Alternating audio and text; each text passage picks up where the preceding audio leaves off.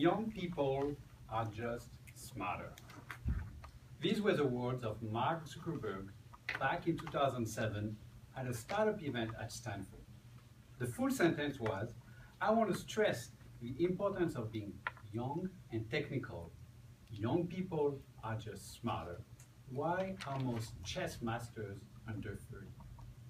Back then, when I heard that sentence, I went, yeah, young is the new black, young is the new sexy. Now that I'm transitioning from young to not so young, I started asking myself, am I still sexy in the workforce? So I started paying attention to things around me. Now we often hear in the Silicon Valley of issues of diversity issues, mostly gender and race. But not very often the topic of age is approached. But did you know that by 2020, it is predicted that 40% of the workforce will be millennials? So what I would like to do today is to have a quick overview of what's going on around us in the Silicon Valley, look at my example, and some strategy I have to handle this transition from young to not so young, that can help anyone, whether you're millennials or not so millennials, so that we can all stay sexy and modern. So what is going on around us? Google 2011 had to settle a multi-million-dollar lawsuit with an older worker who was called obsolete, sluggish, an old fuddy-duddy, and whose ideas were too old to matter by his younger coworker. Twitter is currently in a lawsuit with a 57-year-old gentleman who was laid off and replaced by several 20-something programmers after he claimed was given unmanageable amount of work while he had to go for kidney treatment. The CEO of Cisco went in front of the Commonwealth Club and announced that this year they would hire 2,000 millennials.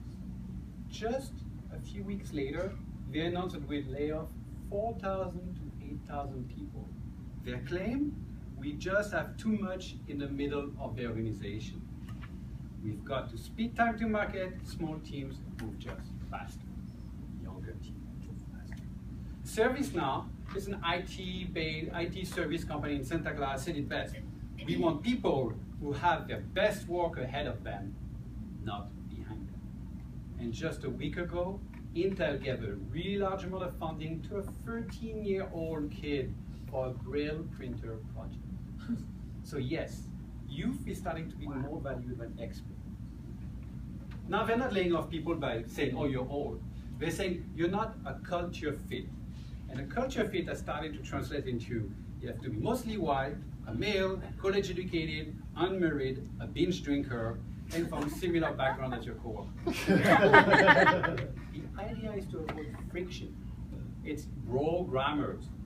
The bro-grammars deal with the other bro-grammars. And it has an impact on the older workforce in San Francisco and the region.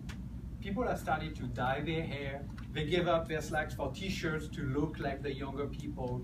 They remove the graduation date from their resumes so people could not guess their age. Plastic surgeons are thriving in San Francisco. Botox is very popular. And most importantly, they all got rid of the AOL email address that was What about me? Well, back in 2007, you would have seen my office. It was a picture of my motorcycle, my friends. I had a stamp on my wrist of whatever nightclub I had been the day before. Nowadays, it's a picture of my wife, my dogs. I actually go to bed before any nightclubs even open. I have reached what we call the second puberty. You want a picture of that. And even the title of this page, I'm Sexy and I Know It, referred to a song that's already 3 years old. I'm obsolete even in the speech title, I joke. But I found ways to handle the transition. And I would break it down in 3 parts. The first part, I would call it the acceptance, accepting. The second part is the observing, and the third part is the acting. So accepting. The most important things you can do is acknowledge that something is ending. People who do all this surgery and change and dyeing their hair, I try to hold on to a past that's no longer there, and it will catch up with you. Acknowledge that you're no longer that young person. Then second, prepare. Visualize where you want to go. Just like when you write a speech. You don't just say, I'm going to do a speech. You have to think about the title, the plan, and you want a map to where you're going to go. So have a plan, visual. And most importantly, act. And there is two parts of acting. The first, and I think the most important, is that you should never stop learning. There is nothing that scares more a hiring manager when he sees the older person than the fear that they will not learn. How can you keep learning? There is two ways, actively and passively. Actively is what you do in your job or wherever you do every day. You don't just do what you're supposed to do. Go beyond your expected task. Find new skills, learn new items, talk to coworkers, do cross-sector learning. Keep developing your skill. Passively, it's slightly different. Put yourself in a position where you're likely to learn something. Best example, Toastmasters. I come here every Wednesday and we have what, 80% millennials? I'm just soaking in all your speeches, all your information, and I'm taking notes because I want to learn what's happening. Once you learn, and once you keep learning, you will know when to make changes. You will know when to change your career. And sometimes it means moving forward, sometimes it means slowing down. Have you ever heard the expression, go slow to go fast? Think about a running back or wide receiver in football who has the ball and sees the defense coming right in his way. Sometimes you want to speed up to pass, but sometimes you want to just cut and go around them, just like a wave of layoff. So once you learn and when you see all these changes, you'll know how to find the right place. And I'd like to conclude, I started with a Mark Zuckerberg, a young person's quote. I ended up with a Henry Ford quote. Henry Ford said, anyone who stops learning is old, whether at 20 or at 80.